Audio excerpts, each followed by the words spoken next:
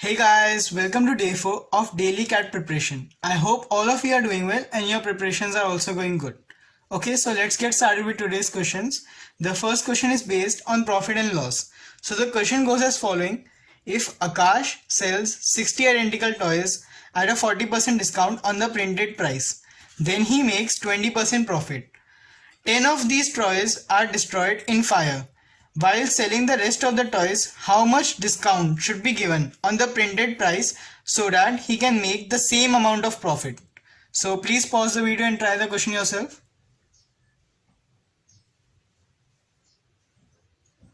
Okay, so let's take a look at the solution now, guys. Reading the question again, we see that he is selling these many toys at this much discount on the printed price. Okay, then he is able to make 20% discount profit. However, 10 of these toys were destroyed. So he wants to get the same amount of profit from selling the rest of the toys, which would be 50 toys. So what should be the new discount on the printed price? So he is able to make the same amount of profit by selling the rest of the toys. Okay, so let us assume that the cost price for each toy was 100 rupees. Okay, so now he was making 20% profit. This means that the selling price for each toy initially was 120 rupees, correct?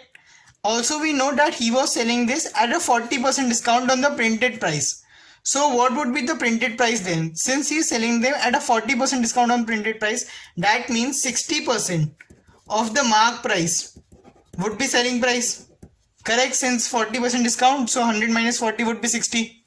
So 60% of mark price would be equal to 120 rupees. Correct? Okay. So solving this, we get mark price would be 200 rupees. Correct? Okay. Now he is selling 60 identical toys at which were the cost price was this, selling price was this, and mark price was this. Since he was selling 60 at this selling price, the total money that he was making, what was that? That would be 60 into 120. So that would be 7200. Okay. Now 10 of these toys were destroyed, but he wants to make the same amount of profit by selling the rest of the toys. So rest of the toys would be 50 toys.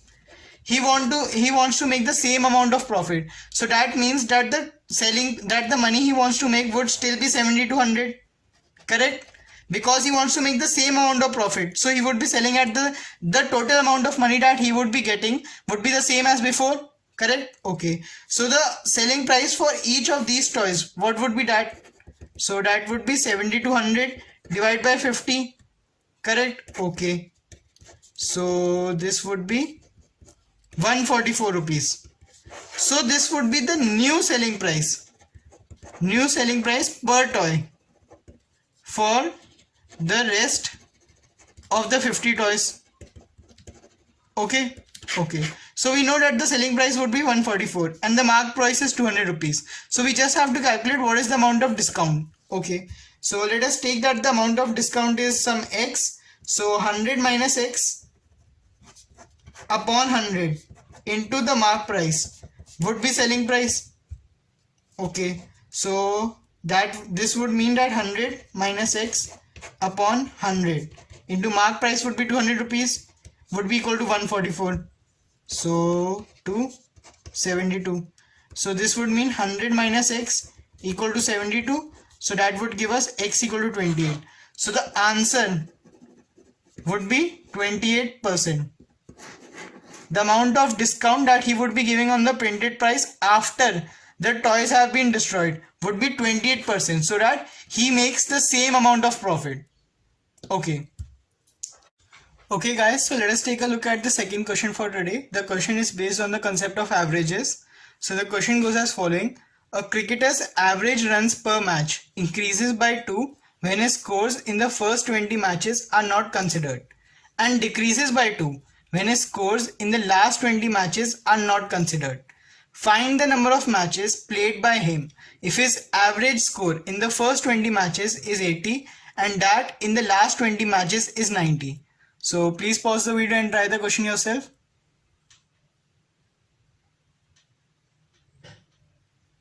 Okay, so let's take a look at the solution now. So we have to find the total number of matches played by him. Okay, so let the number of matches be X and the total number of runs that he scores be R. Okay.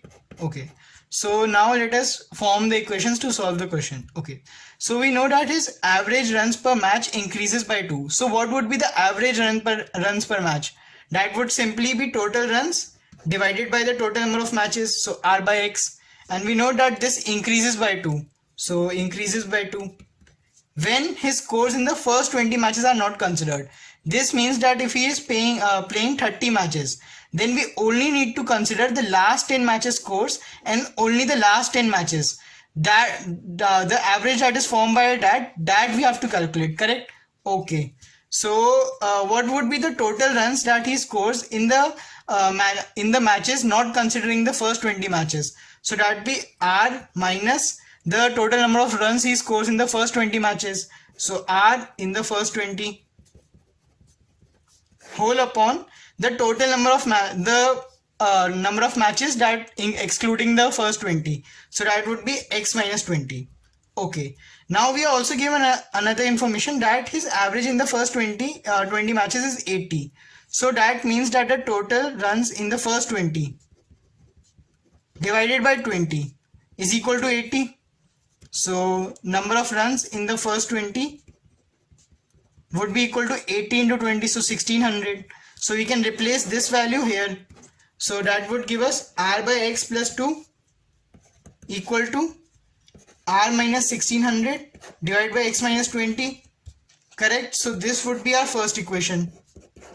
Okay, let us form the second equation using this. So that would be R by X and it decreases by 2 here.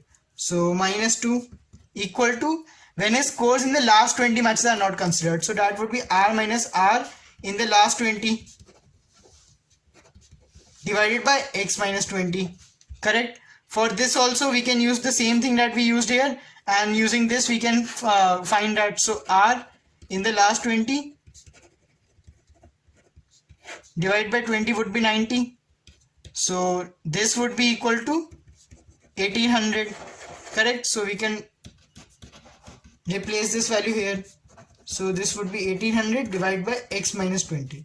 So you have got two variables R and X and you have to solve for X. Two equations, two variables, you can easily solve them. But how to solve them quickly? Now one way to solve them would be that you are dividing them or that you are replacing R using X in one equation and then forming. But if you note here, if we are solving, if we try to replace R by X using one of the equations, you can see that we would be forming a quadratic equation. So that would take us a long time to solve. So in order to shorten the time, how to solve these equations in a way so that we can solve the equations in a linear manner. We do not need to go into quadratic. So think about that for a minute. Okay, so the trick to doing that was you can make this equation into this by making LHS the same. If you note here, we just have to add 4 in this equation to make the LHS for both the equations same, correct? So you can add 4 here. That would give us R by X plus 2 equal to R minus 1800 by X minus 20 plus 4. Correct? Now the LHS is same. So you can simply equate the RHS. So that would give us R minus 1600 by X minus 20 equal to R minus 1800 by X minus 20 plus 4.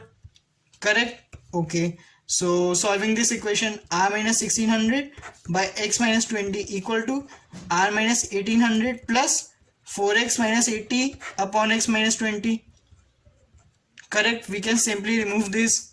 Okay. Next would be R minus 1600 equal to R minus 1800 plus 4X minus 80.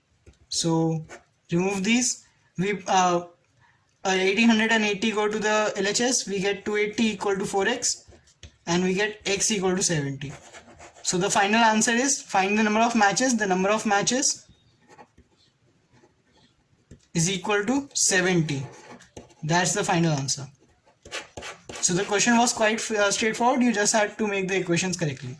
Okay, please note that this question on averages and the first question on profit and loss, these are the type of questions that require basic math, and these are very easy to solve. You just have to make the correct equations based on the information given. These are much easier. These are comparatively easier than the questions based on number systems or permutation and combination on geometry. So please try to focus that you are able to attempt all the questions based on these basically arithmetic concepts, since these require use of the same concepts again and again, and the questions are very much similar. So these questions can be attempted very easily. You can do it in the least time possible, and try to ensure that you are getting full marks in the arithmetic part. These questions form the major part of CAT syllabus, and you can easily score in that.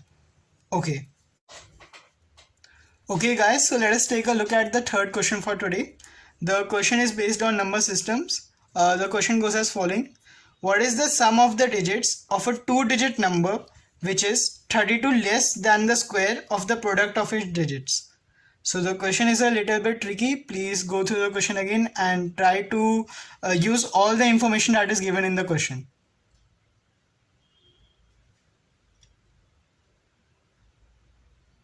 Okay guys, so let us take a look at the solution now. So firstly, let us look at the information given in the question. So the information that you can see easily is that the sum of the digits of that the 2-digit number is 32 less than the square of the product of its digits. Okay, so we know that the number is 32 less than the square of the product of its digits. This was pretty clear, but the important part was that it is a 2-digit number. This is the part of information that is generally missed. So we are given here that it is a 2-digit number, which is very important. Okay, since it is a two-digit number, so you know that the number can go from 10 to 99. Correct? It cannot lie outside of this range. It can start from 10 and it can go only up till 99. Okay, now we know that this number is 32 less than the square of the product of its digits. So 10 plus 32, that would give us 42, and 99 plus 32,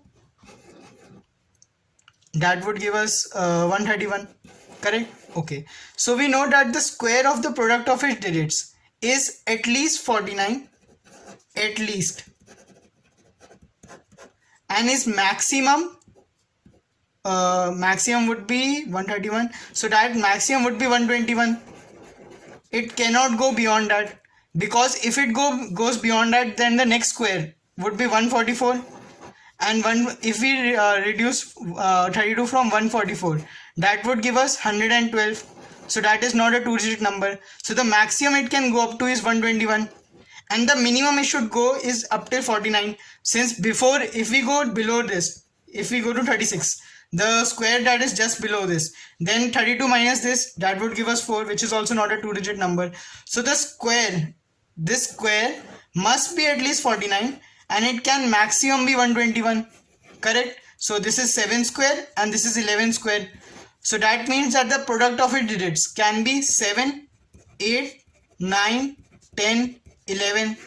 These are the only possibilities. Correct? So let us check the case for each of these possibilities. So let us check it for, first of all, for 7. Okay, so we are assuming that the product of its digits is 7. Okay, then the square is 49. Okay, now the 2-digit number is 32 less than the square, so the 2-digit number would be 17. Now we can see if this is the 2-digit number, the product of its digits is 1 into 7, 7. So this satisfies. Okay, now let us look at the same for 8. So for 8 it would be, the square would be 64. Reducing 32 from this would give us 32. Now the product of these two would be 6, which is not equal to 8. So this does not follow. Similarly, let us do this for 9. So 9 would be 81 minus 32. So that would give us 49. Now for 49, if you multiply the digits, that is 36. So this is 36 is not equal to 9. Since we have already said if this is the number, the product of its digits would be 9, since we had assumed this. So this is 36, this is not equal to 9. So this is also not following satisfying the condition.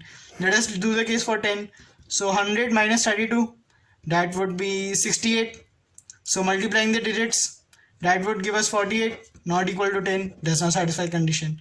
Let us look at this for 11. So 121 minus 32, that would give us 89. So 89 would be 72. Multiplying the digits, we would get 72. Now 72 is not equal to 11, so this also does not follow. So we get that out of the 5 cases that were possible, only 7 was following the condition. Correct? The product of its digits is 7. If we consider that the product of the digits of the 2-digit number is 7, then we get the square of the product of its digits as 49. So we get the 2-digit number as 17, reducing 32 there from it, and it satisfies the initial assumption that we had made, that the product of its digits would be 7. Correct? So we have gotten the 2-digit number, that is 17. Now we just have to find the sum of digits, so that is pretty easy. 1 plus 7, so you get 8. So the final answer for the question is 8. The question was a little bit tricky. You might want to pause at a little at some moment and try to recap what we had done. Okay, so I hope you liked the video. If you found the content helpful, please do like the video. Also, please do subscribe to the channel. I will be putting out daily CAT videos. If you have any recommendation, or if you want me to cover up any special topic or any special section, please do mention them in the comments and I will make sure to make a video on that. Thank you and all the best.